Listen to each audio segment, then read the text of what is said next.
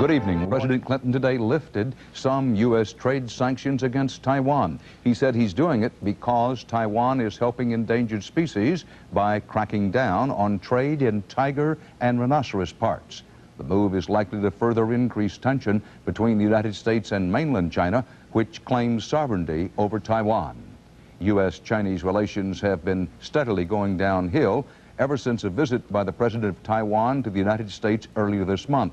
China tried to stop it, then responded by recalling its ambassador from the U.S. and then arresting a Chinese-American human rights activist, Harry Wu.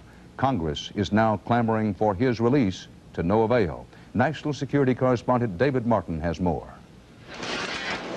Most of what the world knows about China's vast gulag of forced labor camps, it knows because of one man, Harry Wu.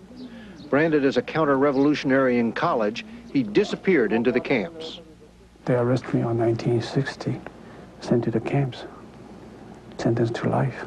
He got out after 19 years and ever since has sought to expose the gulag by going back with a hidden camera to capture conditions in the camps, enraging the Chinese government.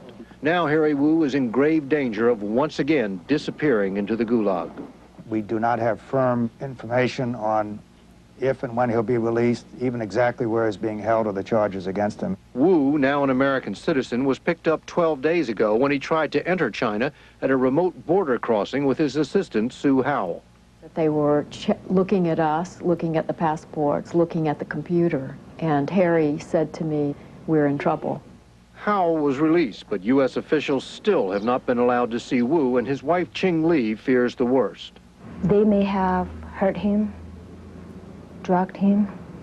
Wu knew he was taking a tremendous risk every time he went back. He just kept telling the world the truth, and he risks his life not for himself, but for the others. He could not have picked a worse time.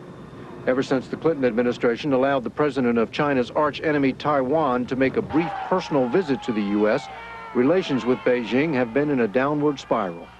They've not responded to our overtures. Their rhetoric has been very sharp. They've postponed meetings and visits and negotiations. I think they're in a very seriously negative stage. Harry Wu was such a thorn in China's side, he probably would have been picked up no matter what the state of relations. But his case is now likely to make a bad situation worse. David Martin, CBS News, the State Department.